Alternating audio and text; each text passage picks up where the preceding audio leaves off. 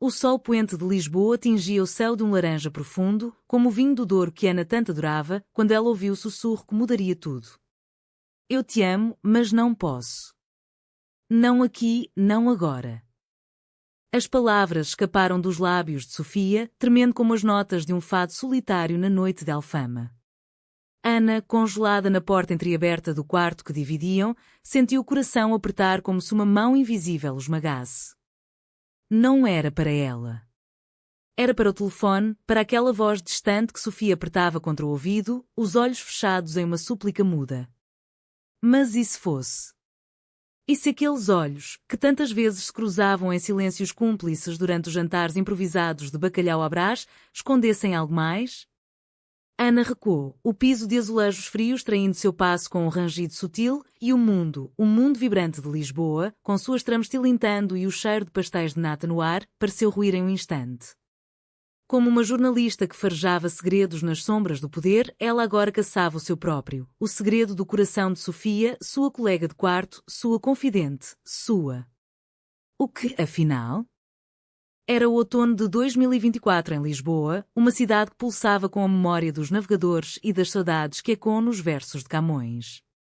Ana Ribeiro, de 28 anos, havia chegado à capital há 2 anos, fugindo das províncias do Alentejo onde o jornalismo local a sufocava com histórias de secas e festas de São João. Agora, na redação do Diário do Tejo, ela escrevia sobre escândalos políticos e o renascimento das artes após a pandemia, mas sua verdadeira paixão era capturar as almas das pessoas comuns, aquelas que dançavam o rancho folclórico nas feiras de Sintra ou vendiam figos secos nas ruas de Belém.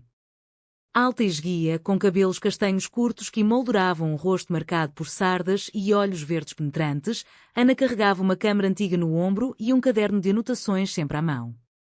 Sua vida era um equilíbrio precário, reportagens até altas horas, cafés no Chiado com editores cínicos e, à noite, o refúgio do pequeno apartamento no bairro Alto, compartilhado com Sofia Mendes. Sofia, de 26 anos, era o oposto vivo da precisão jornalística de Ana.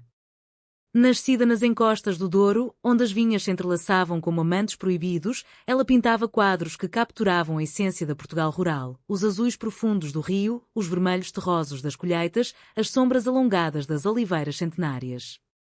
Agora em Lisboa para lecionar arte em uma escola secundária no bairro da Graça, Sofia trazia consigo o cheiro de terra úmida e o uísque legal das festas de vintage nas quintas familiares.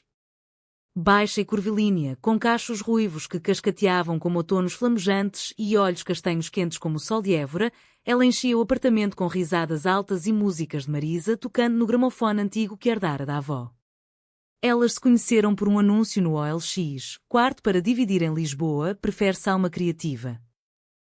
Desde então, dividiam não só o espaço, mas os silêncios matinais com pão de milho e queijo da serra, as noites de confissões sobre amores falhados e os domingos preguiçosos assistindo à procissão do Senhor dos Passos em Alfama. Mas naquela noite de outono, o equilíbrio se quebrou. Ana, voltando mais cedo de uma entrevista com um ativista ambiental em Oeiras, encontrou Sofia no terraço do apartamento, o telefone colado ao ouvido, a voz embargada. Mãe, eu sei que você quer netos, mas... eu não sou assim. Eu sinto por ela, mas Lisboa não perdoa segredos como esse. A linha caiu e Sofia desabou em lágrimas, o rosto enterrado nas mãos. Ana, o coração martelando, fingiu não ter ouvido nada, entrando pela cozinha com um boa noite, forçado, o estômago revirando como o mar de Cascais em tempestade. Naquela noite, enquanto Sofia dormia agitada no quarto ao lado, Ana ficou acordada, o caderno aberto no colo, rabiscando perguntas que não ousava formular. Quem era ela? E por que o pensamento de que não era ela própria doía tanto? Os dias seguintes foram uma dança sutil de evasivas. Ana mergulhava no trabalho, cobrindo a controvérsia sobre a gentrificação em Moraria, onde turistas ingleses compravam casas de fado para transformá-las em Airbnb, expulsando as famílias que cantavam aí Moraria há gerações. Em uma reportagem, ela entrevistou uma idosa, Dona Rosa, cuja voz rouca ecoava. Lisboa é como o amor, minha filha, bela de longe, mas de perto, cheia de rachaduras que o tempo não cura. As palavras acertaram Ana como uma maré alta. Sofia, por sua vez, pintava furiosamente em seu ateliê improvisado na sala, telas de mulheres entrelaçadas em vinhas do Douro, os rostos borrados como se o pincel hesitasse em defini-las. Estou bem, Ana, só. Saudades de casa, dizia ela, com um sorriso que não chegava aos olhos, enquanto preparava um ensopado de coelho com pimentos, prato que aprendera com a tia em Pinhão. Uma semana depois, o inevitável aconteceu. Era a véspera da Feira de Todos os Santos, e o bairro Alto fervilhava com vendedores de castanhas assadas e alfarrobas doces. Ana e Sofia saíram para o mercado da Ribeira, o ar carregado de risos e o som de acordeões distantes. Entre barracas de figos e queijos de azeitão, Sofia parou diante de um artesão vendendo colares de filigrana minhota. Olha isso, Ana! Parece o coração de uma saudade. Seus dedos roçaram ao ajustar o colar no pescoço de Ana, um toque elétrico que fez o tempo parar. Os olhos se encontraram, verdes e castanhos, como o Tejo encontrando o céu, e por um segundo, o mundo foi só elas duas, o burburinho da feira um eco distante. Mas Sofia recuou, corando, e murmurou, desculpa, eu. Vamos comprar vinho para o jantar. Naquela noite, o vinho do Dão fluiu como confissões represadas. Sentadas no sofá poído, com velas tremulando contra os azulejos pintados à mão que Sofia havia colado na parede, cenas de marinheiros e sereias, elas falaram de tudo e de nada. Ana contou sobre sua infância em Évora, correndo pelos campos de sobreiros com irmãs que sonhavam com príncipes de contos de fadas, mas que ela sempre imaginava como princesas. Eu lia os livros da avó e mudava as histórias na cabeça. As heroínas se salvavam umas às outras, não esperavam por cavaleiros. Sofia riu, mas havia uma sombra em seu riso. Eu também, Ana. No Douro, as uvas não crescem sozinhas, elas se entrelaçam para sobreviver à geada. Mas minha família. Eles esperam que eu me case com um enólogo de Lamego, herdeiro de quintas. O silêncio caiu, pesado como a névoa do rio. Ana quis perguntar sobre o telefonema, sobre ela, mas as palavras travaram na garganta. Em vez disso, ergueu a taça, às uvas que se entrelaçam. O beijo aconteceu como uma tempestade de verão, repentino, inevitável. 2 noites depois, após um dia exaustivo, Ana perseguindo pistas sobre corrupção na Câmara Municipal, Sofia lidando com alunos rebeldes que zombavam de suas pinturas de mulheres esquisitas, elas voltaram para casa encharcadas pela chuva fina de novembro. Rindo da própria desgraça, Sofia acendeu a lareira a gás e Ana preparou chá de ervas com mel de rosmaninho. Sentadas no tapete, os corpos próximos pelo calor, Sofia traçou uma linha invisível no braço de Ana. Você é como o Tejo, forte, mas com correntes profundas que ninguém vê. Ana virou-se, o coração galopando, e seus lábios se encontraram, suaves, hesitantes, depois urgentes como o fado que irrompe em uma tasca escura. Não foi paixão carnal, mas uma fusão de almas, o sal das lágrimas de Sofia misturando-se ao doce do mel nos lábios de Ana. Elas se separaram ofegantes, os olhos brilhando. Isso é real, sussurrou Ana. Sofia assentiu, as mãos tremendo. É o segredo que eu guardava.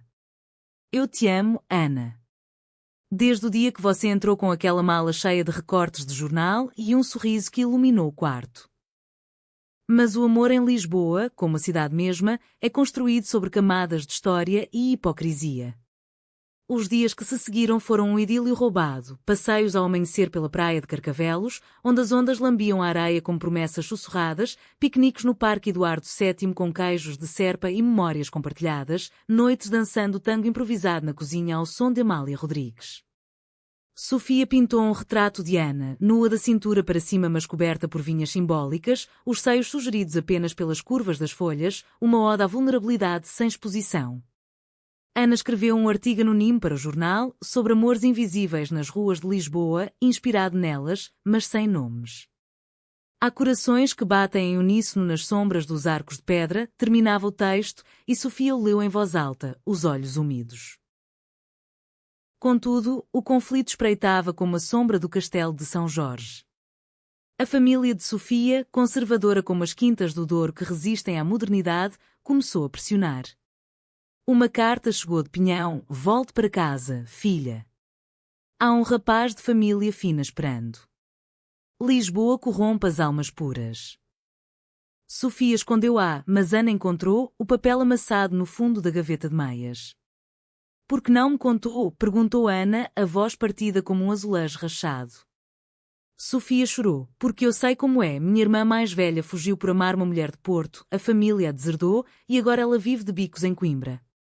Eu não quero isso para nós. O medo as uniu mais, mas também as rachou. Discussões sussurradas sobre o futuro, sobre se assumir publicamente em uma Portugal que avançava nos direitos LGBT, mas ainda sussurrava julgamentos nas missas de domingo. O clímax irrompeu na véspera de Natal, durante a festa dos Reis Magos em Alfama. Elas haviam planejado uma ceia simples, rabanadas com canela, vinho de colares e canções de fado ao vivo na tasca do seu João. Mas Sofia recebeu uma ligação da mãe: estamos em Lisboa.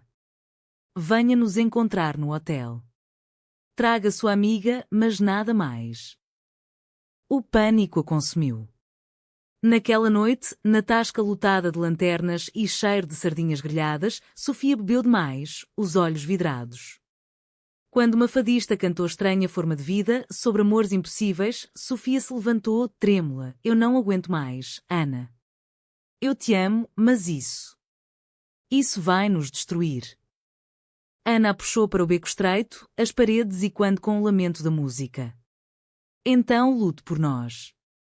Como as mulheres de 1974 que marcharam nas ruas pela liberdade. Mas Sofia, embriagada pelo vinho e pelo medo, confessou o impensável: Eu marquei um encontro com o rapaz de Lamego. Para acalmar a família. Foi antes de nós, mas eu não cancelei. A traição cortou Ana como uma faca de ourivesaria, não física, mas uma rendição ao mundo que as separava. A noite se dissolveu em lágrimas e silêncios. Ana fugiu para o Tejo, caminhando sob as luzes da Ponte 25 de Abril, o vento salgado chicoteando o rosto.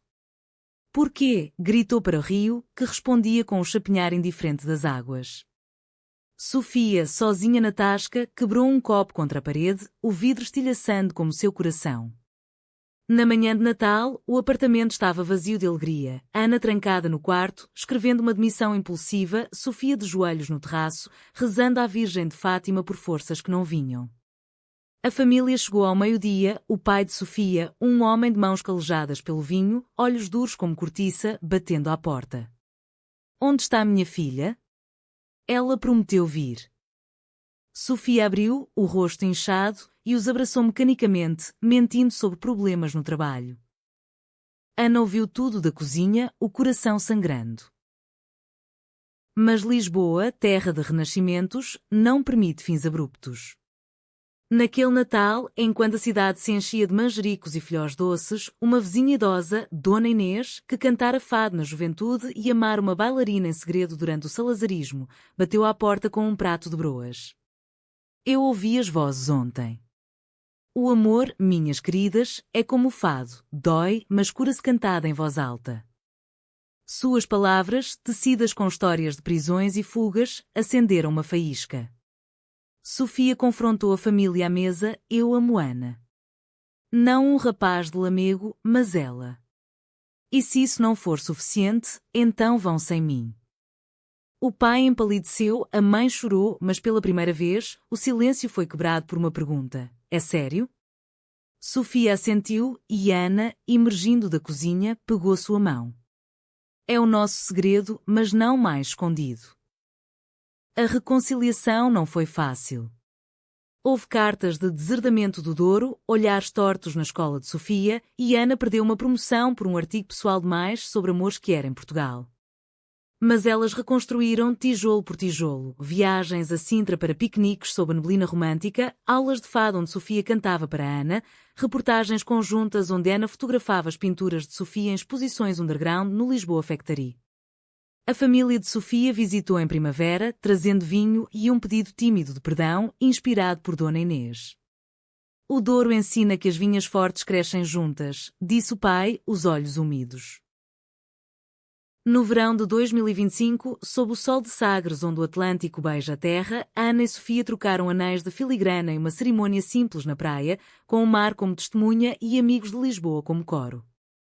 Não foi um casamento legal. Portugal avançava, mas os corações ainda hesitavam. Mas um voto humano. Eu te escolho, nas saudades e nas alegrias, como o Tejo escolhe o mar. O amor delas, outrora secreto, tornou-se uma história sussurrada nas tascas, inspirando outras a cantar seus fados sem medo. E assim, em Lisboa eterna, duas mulheres encontraram não só o amor, mas a coragem de enfrentá-lo, um segredo do coração, agora livre, e quando como as ondas do oceano que Vasco da Gama outrora navegou. O ano novo trouxe com ele uma brisa salgada do Atlântico, carregando promessas e ecos do passado. Ana acordava cedo, o sol filtrando pelas persianas de madeira do apartamento, pintando listras douradas no corpo adormecido de Sofia ao seu lado. Elas haviam decidido não se mudar. O bairro alto, com suas escadas íngremes e grafites de artistas anónimos, era o palco perfeito para sua história. Mas o peso da traição ainda pairava, sutil como a poeira nos mercados de arroios. Ana perdoara, ou tentara, mas nas noites quietas, quando Sofia dormia, ela se perguntava se o amor poderia curar as rachaduras sem deixar cicatrizes. O trabalho de Ana intensificou-se com a campanha eleitoral para as autárquicas.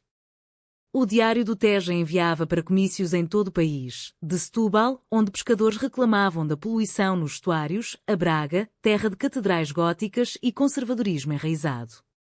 Em uma viagem a Coimbra, ela cobriu um protesto de estudantes pela igualdade de gênero, marchando pelas ruas empedradas com bandeiras arco-íris. O amor não tem partido político, gritava uma jovem com megafone, e Ana sentiu um arrepio, era como se a multidão cantasse para ela. De volta a Lisboa, ela mostrou as fotos a Sofia, rostos iluminados por tochas, mãos entrelaçadas desafiando a chuva. Isso é nós, não é? Duas mãos que o mundo tenta separar.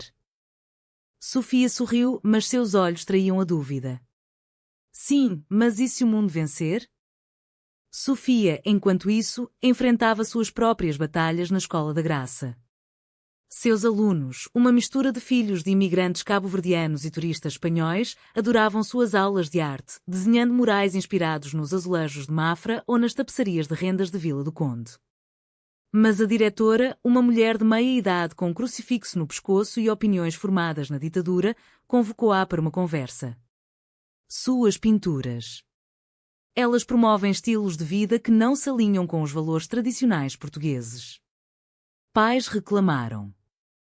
Sofia engoliu o baile, pensando nas noites em que pintara a Ana em segredo, os traços suaves do rosto dela misturados às curvas do Rio Douro. Arte é liberdade, senhora diretora. Como o 25 de Abril nos ensinou. Ela saiu da sala tremendo, mas naquela tarde, em vez de chorar, pegou o pincel e criou uma série nova. Saudades reveladas, telas de casais sombreados emergindo da névoa, inspiradas em lendas de mouras encantadas que amavam além das fronteiras. A tensão familiar de Sofia não se dissipara completamente. O pai, Domingos Mendes, um viticultor teimoso cujas mãos cheiravam a mosto fermentado, enviava mensagens esporádicas. As uvas estão prontas para a colheita. Quando você vem ajudar? E traga a Ana, se quiser. Era um progresso, mas frágil como uma taça de cristal de Valência. A mãe, Conceição, cozinhava pratos tradicionais em sonhos que Sofia contava a Ana, tripas à moda do Porto, bolos de São Martinho.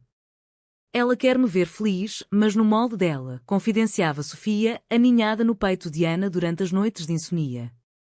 Ana, com sua mente analítica de jornalista, investigava discretamente, ligava para primas distantes, lendo entre linhas de conversas sobre a menina que fugiu para Lisboa e agora vive como estrangeiros. Descobriu que a irmã de Sofia, Teresa, havia se reconciliado com a família após anos, vivendo abertamente com sua parceira em Aveiro. Talvez haja esperança, disse Ana, e elas decidiram visitar o Douro na Páscoa. A viagem foi um bálsamo e um teste. O trem das linhas do Douro serpenteava pelas encostas verdejantes, o rio abaixo brilhando como uma fita de safira. Sofia apontava as quintas, ali onde brincava de esconde-esconde nas barricas. E ali, o mirador onde beijei meu primeiro amor, um garoto, para calar as fofocas. Ana apertava sua mão, sentindo a pulsação acelerada. Chegando a Pinhão, a casa dos Mendes era um casarão de granito coberto de era, com varandas que davam para vinhedos infinitos. Domingos as recebeu com um abraço rígido, Conceição com um beijo na testa e um prato de alheira assada. O jantar foi tenso, conversas sobre o clima, a praga da filoxera que dizimara vinhas no século XIX, paralelos não ditos às pragas modernas. Mas quando Sofia contou sobre sua exposição Sol no Museu do Chiado, pinturas de amores que florescem na adversidade, Conceição tocou sua mão. Você sempre foi a artista da família. Mostre-nos fotos. Ana observava, o coração inchado de orgulho e medo. Na manhã seguinte, enquanto colhiam uvas para o lagar, mãos roxas de sumo, risadas e quando nas encostas, Domingos puxou Ana para o lado. Você a faz feliz, isso eu vejo. Mas Portugal ainda tem seus fantasmas. O meu pai me batia por questionar o regime, não quer bater em minha filha por amar. As palavras, roucas como um fado de Coimbra, quebraram algo nele. Eu sinto muito pela pressão que pus. Pelo rapaz de Lamego. Foi erro meu. Ana assentiu, lágrimas nos olhos. O amor não é erro, Domingos. É o vinho que envelhece melhor. Naquele dia, sob o sol do Douro, a família comeu juntas na varanda, brindando com Porto Tawny, e Teresa chegou de surpresa de Aveiro, trazendo sua parceira, uma ceramista de mãos fortes. As mulheres se abraçaram, um círculo de força feminina contra o vento. De volta a Lisboa, revigoradas, Ana e Sofia mergulharam em um projeto conjunto, um blog e podcast chamado Corações de Azulejo, contando histórias de mulheres quer portuguesas, da poetisa Sofia de Melo Brainer a ativistas contemporâneas em Faro. Gravações no terraço, com o som do trem ao fundo, viraram noites de risos e toques casuais que reacendiam a chama. Mas o conflito maior espreitava na redação de Ana. Seu editor, um homem grisalho de bigode farto e sotaque madeirense, chamou-a para uma reunião. Seu artigo sobre amores invisíveis. Bom, mas arriscado. O dono é católico devoto, diz que afeta a imagem. Ana rebateu, jornalismo é verdade, não imagem. Como Lisboa Librada de 1974. Ele suspirou, cuidado, Ana. Portugal mudou, mas nem todo mundo. A traição veio disfarçada de oportunidade. Em junho, durante o São João no Porto, fogueiras na Ribeira, martelos de plástico batendo em risos, Sofia recebeu uma oferta, uma residência artística em Paris, financiada por uma galeria francesa que vira suas telas online. É por 6 meses. Pensei em recusar, mas poderia ser nosso futuro. Eu exponho lá, você cobre cultura europeia. Ana sentiu o chão tremer como no terremoto de 1755. E nós? Paris é romântica, mas fria. E se a distância nos separar como o Tejo separa as margens? Sofia jurou, não é traição, amor. É crescimento. Mas Ana via sombras, as chamadas não atendidas, os olhares demorados para uma curadora parisiense nas fotos do e-mail. O verão escalou para o clímax em uma noite de calor opressivo, durante o Festival de Fado de Alfama. Elas estavam na primeira fila de uma casa de fado em escolas gerais, o ar denso de fumo e emoção. A fadista, uma voz grave como o oceano, cantava gaivota, sobre amores que voam para longe, deixando o ninho vazio. Sofia, suada e vibrante, apertou a mão de Ana. Mas quando o intervalo veio, ela se afastou para falar com um contato da galeria. Ana seguiu, o instinto jornalístico alertado, e no beco escuro, ouviu, sim, eu vou para Paris. Sozinha, por enquanto. Preciso de espaço para respirar. A voz de Sofia, baixa, para a curadora ao telefone, uma mulher de sotaque charmoso, prometendo noites de inspiração sob a Torre Eiffel. O coração de Ana se estilhaçou novamente. Ela irrompeu, então é isso? Outra traição, disfarçada de sonho? Sofia empalideceu, o telefone caindo. Não, Ana. É só o medo. A família, o trabalho, nós. Eu pensei que Paris me daria clareza. Elas gritaram no beco, vozes e quando como trovões, atraindo olhares curiosos da tasca. Clareza? Ou fuga, rebateu Ana, lágrimas quentes. Eu te perdoei o rapaz de Lamego porque era passado. Isso é futuro que você rouba de nós. Sofia desabou contra a parede, soluçando: eu amo você, mas sinto que sufoco. Lisboa nos julga, o Douro nos puxa. Paris é ar. A reconciliação veio devagar, como nascer do sol sobre o Monsanto. Ana partiu para uma reportagem solo em Évora, visitando as ruínas romanas onde sua avó contava lendas de deusas amando em segredo. Ali, sob os arcos do templo de Diana, ela escreveu uma carta: o amor é ruína e renascimento. Vá para Paris se precisar, mas volte para mim. Ou encontre-me lá. Sofia leu, o papel tremendo em suas mãos, e recusou a residência. Em vez disso, propôs: vamos juntas. Eu pinto, você escreve. Um ano sabático, financiado pelo blog. Ana hesitou, mas o sol de Évora a convenceu. Outono de 2025 as encontrou em Montmartre, o apartamento minúsculo cheirando a baguetes e tinta fresca. Sofia expunha no Marais, telas de Lisboa vistas de Paris, o Tejo como cena, azulejos como mosaicos romanos. Ana Fria lançava para jornais portugueses crônicas sobre exilados que amam à distância. O espaço escurou, caminhadas pelo Sena de mãos dadas, sem olhares tortos, noites cozinhando bacalhau em forno francês, rindo de adaptações falhas. Mas a saudade de Portugal mordia, o fado faltava, o vinho do Douro era caro. Em Natal, voaram de volta para Lisboa, o apartamento esperando como um velho amigo. A família de Sofia as recebeu na casa de Pinhão, agora com enfeites de filigrana e um quarto extra para as meninas. Domingos brindou às uvas que viajam e voltam mais fortes. Teresa e sua parceira dançaram um vira no lagar e Ana sentiu, pela primeira vez, pertencimento. De volta, elas lançaram o podcast com um episódio especial, Segredos Revelados, contando sua história anonimamente, vozes entrelaçadas como vinhas. O ano terminou com uma promessa, em 2026, uma viagem ao Algarve, onde o mar encontra o céu em falésias vermelhas. Nosso amor é como Portugal, disse Sofia, traçando o mapa no caderno de Ana. Cheio de curvas, mas sempre avançando para o horizonte. Ana beijou-a, o gosto de maracujá dos pastéis de nata nos lábios. O segredo do coração, outrora pesado, agora era leve, uma história humana, tecida em azulejos e saudades, eterna como Lisboa. O inverno de 2026 desabou sobre Lisboa com uma raridade, neve fina, como açúcar em rosca dos reis, cobrindo os telhados de telha vermelha. Ana e Sofia acordavam envoltas em cobertores de lã alentejana, o vapor do café subindo como fantasmas amigáveis. O podcast Corações de Azulejo explodira, episódios sobre amores lésbicos em Faro, onde pescadoras de atum contavam de uniões secretas no século XIX, ou em Viseu, terra de viriato e resistência.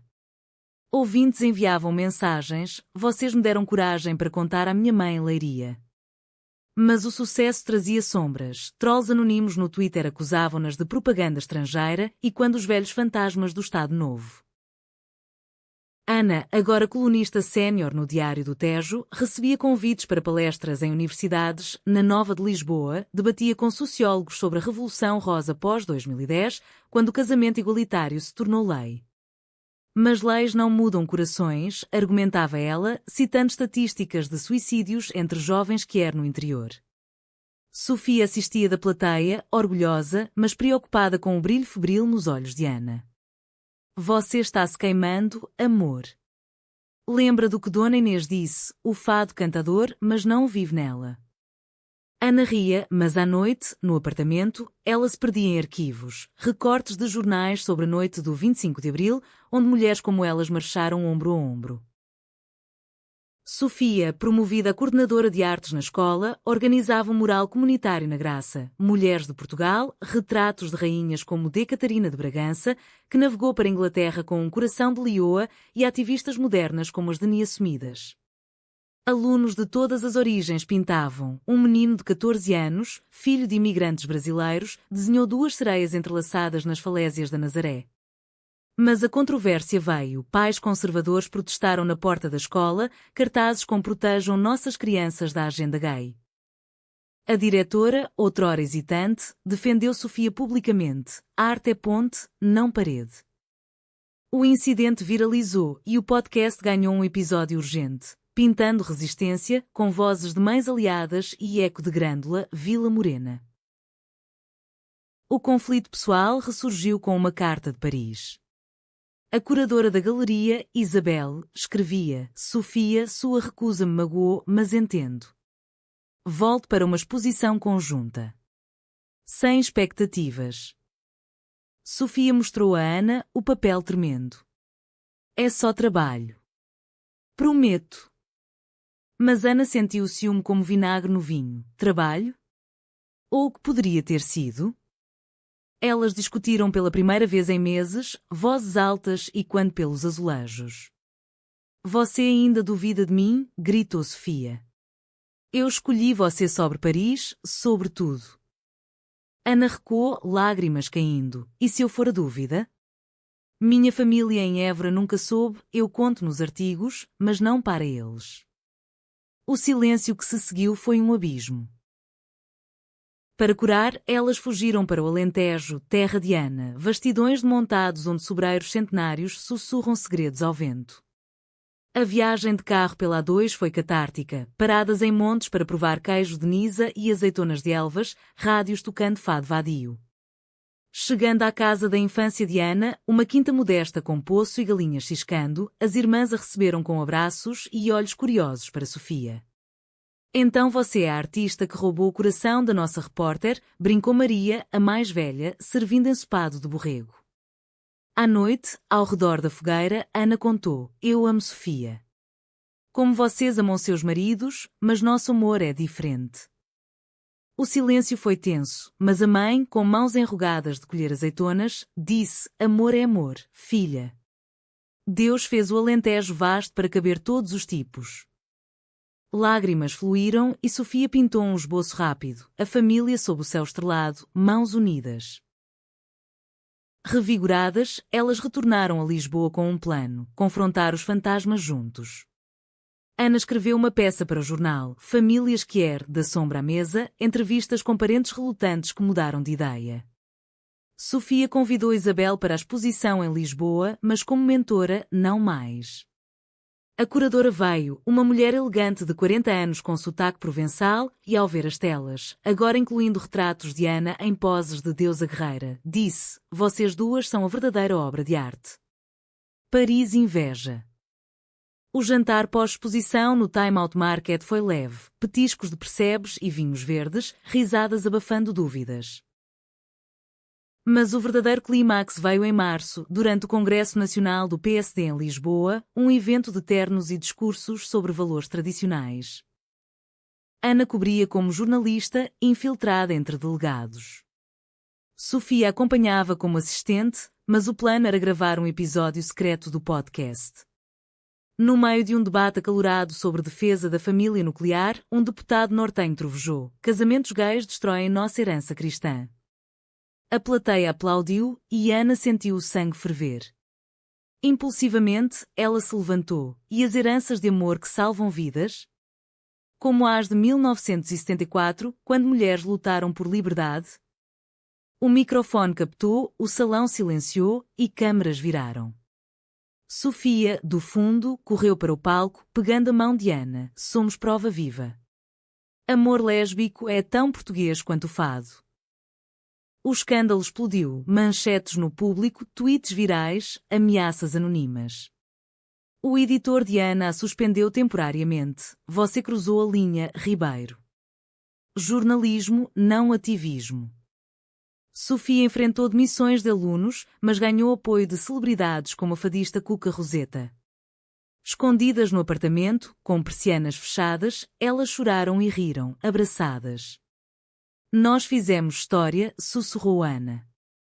Ou nos destruímos? Sofia beijou sua testa. História se reconstrói como Lisboa após o terremoto.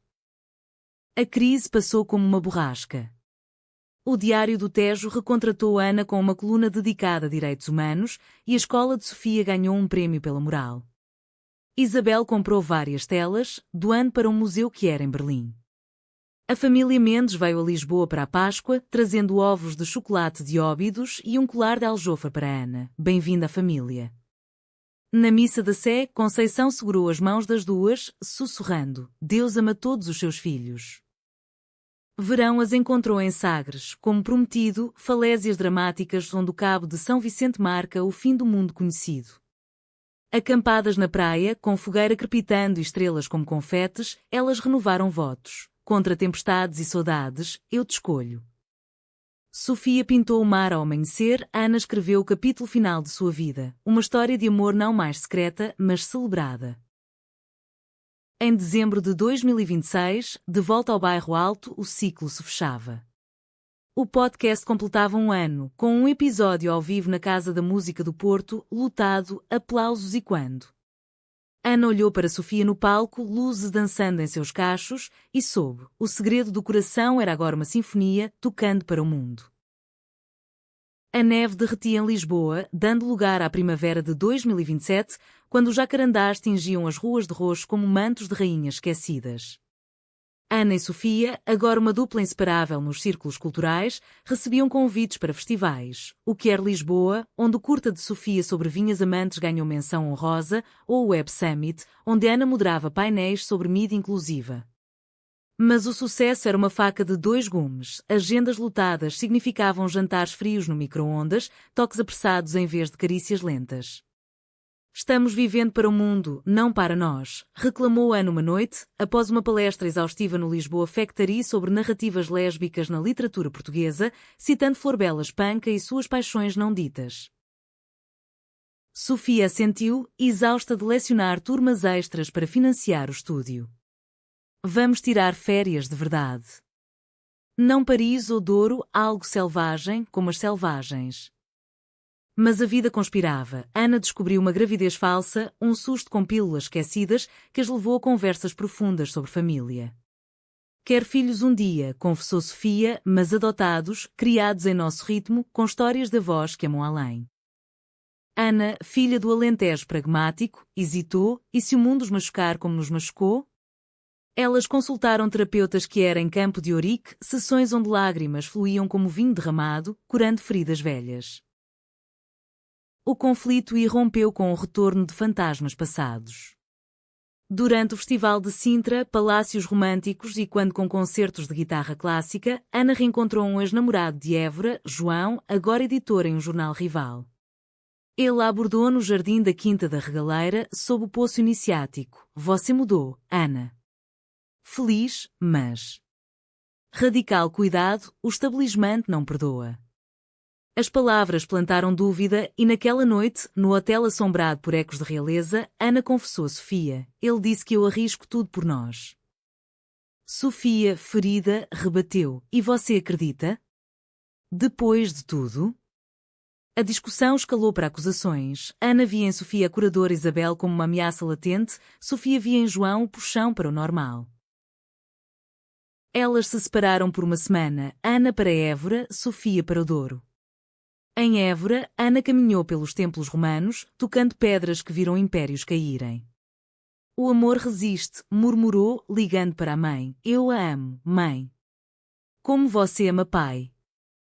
A resposta veio suave. Então volte e diga isso a ela. No Douro, Sofia colheu uvas sozinha, o sumo roxo manchando as mãos como sangue de batalha. Domingos a encontrou chorando no miradouro. Filha, o vinho não amadurece na garrafa. Deixe fluir. Ela voou de volta a Lisboa, batendo à porta do apartamento às 3 da manhã, com uma garrafa de Porto e um buquê de rosas de Sintra. Eu errei.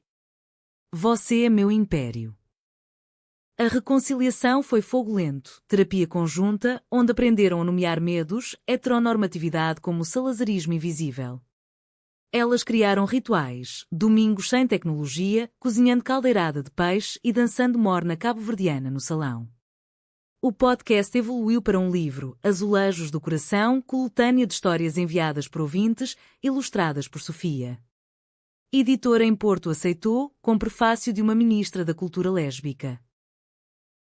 Mas o clímax veio em julho, durante as festas de São João em Évora, fogueiras altas, sardinhas na brasa, o ar cheirando erva cidreira. Ana organizara uma surpresa, uma reunião familiar expandida, com Mendes e Ribeiro juntos pela primeira vez. O quintal da quinta fervilhava, mesas com pão alentejano, queijos de Évora, vinhos do Douro. Sofia chegou de trem, o coração acelerado, vestida em um vestido de chita estampada como as de festas rurais. Mas no meio da dança do rancho, rodopios ao som de viola campaniça, um tio distante de Ana, bêbado de medronho, resmungou alto. Casal de mulheres?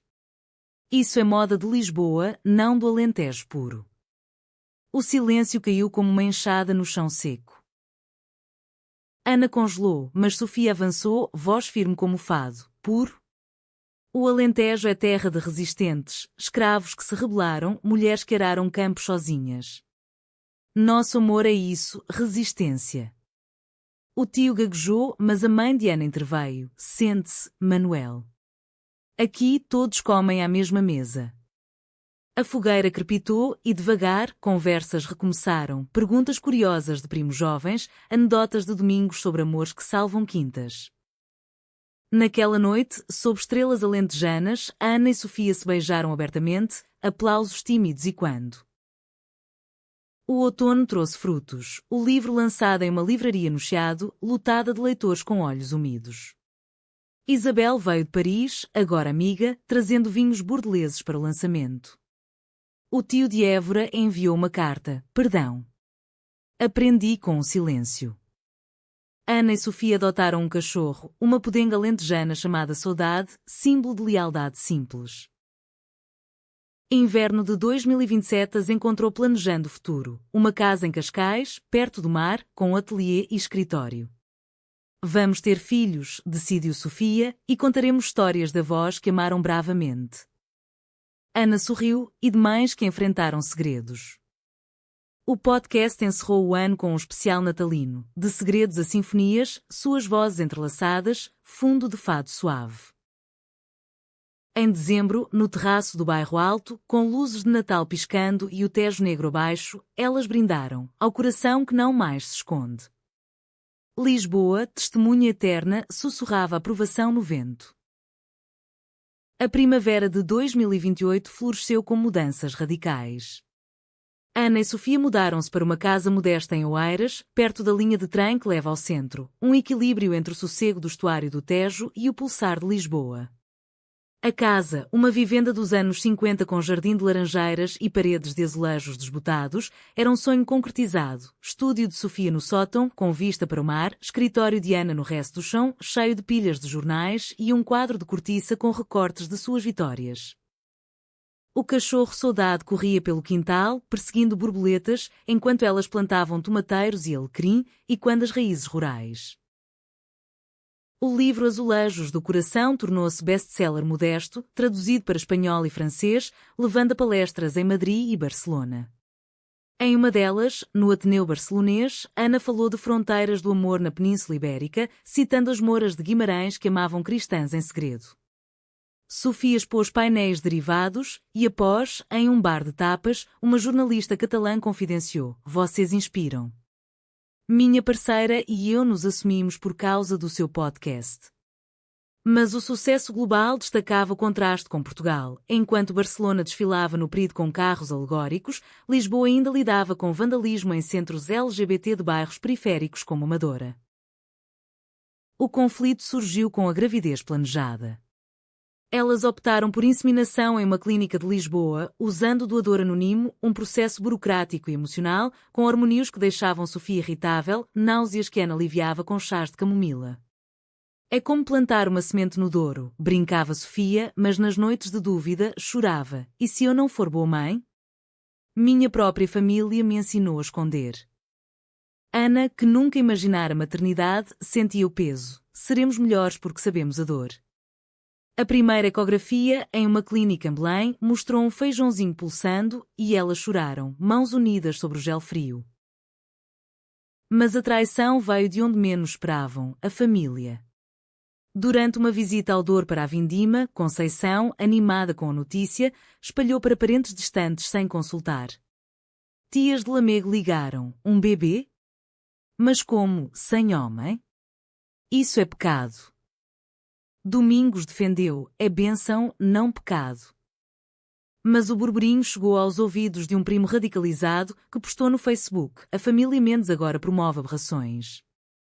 Boicota ao vinho.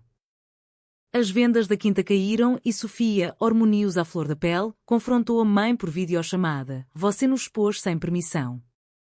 Nosso segredo era sagrado. Conceição soluçou: eu só queria orgulho. Como quando você pintava pela primeira vez.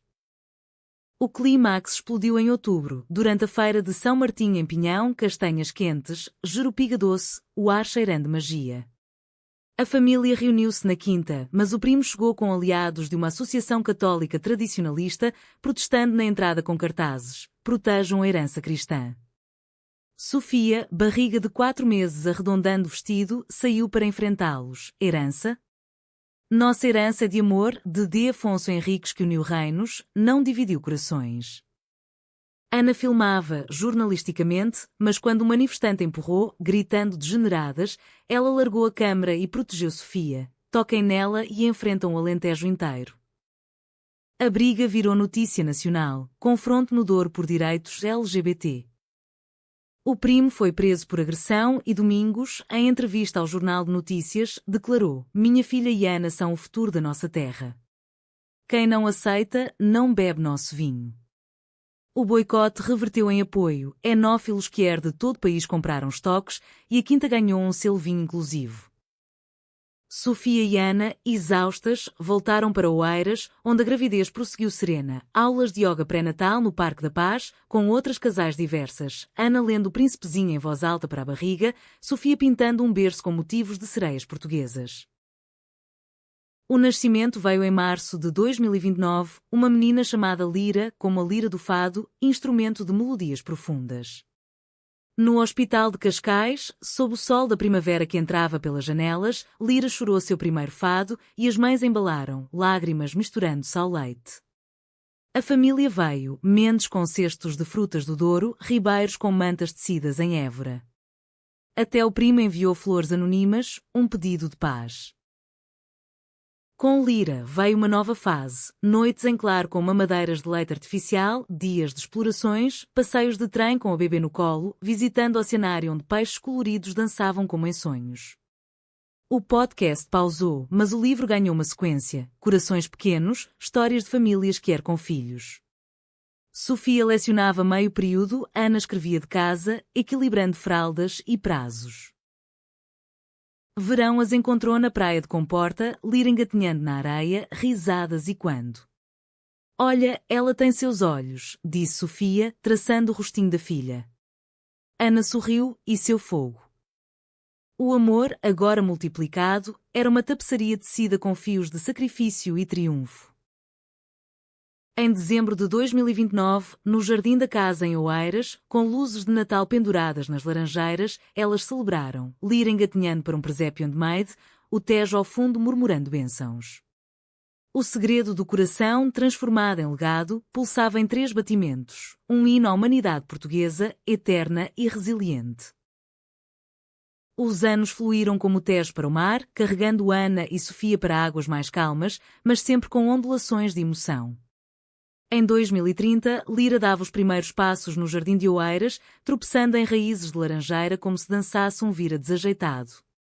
Aos 2 anos, ela já cantarolava fragmentos de fado que Sofia lhe ensinava ao balanço e Ana levava para reportagens leves, feiras de artesanato em Mafra, onde a menina tocava rendas de bilros com dedinhos curiosos. A família expandira, Lira chamava as avós de vovó Dor para Conceição e vovó Sobreiro para a mãe de Ana, e os verões no Alentejo viraram tradição, com piqueniques sob sobreiros onde contos de mouras encantadas misturavam-se a lições de colheita.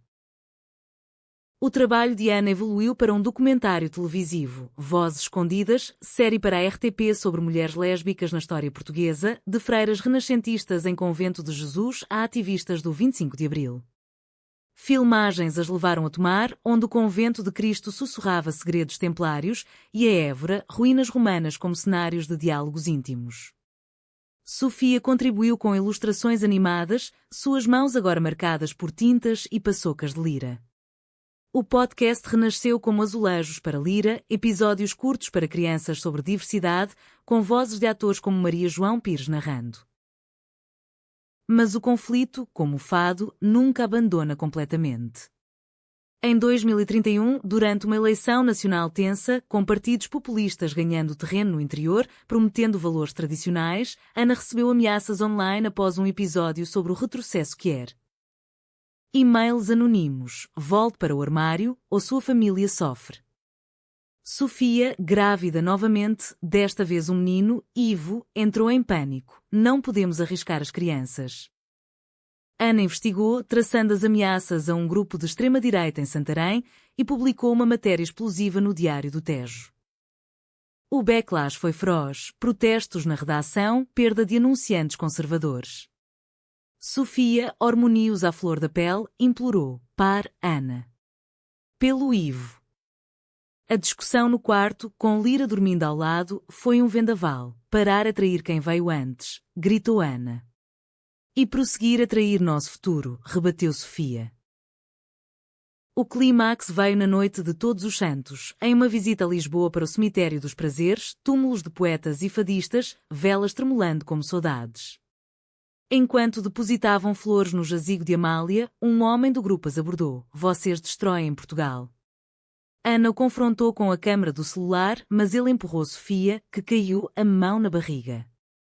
O pânico foi imediato. Ambulância, hospital, o coração de todos parando. Ivo estava bem, um hematoma leve, mas o incidente viralizou, virando símbolo de intolerância. Celebridades como Cristiano Ronaldo tuitaram apoio e o governo prometeu investigações. Domingos voou de Pinhão abraçando as filhas. Chega de segredos. Vamos lutar juntos. A reconciliação foi um renascimento.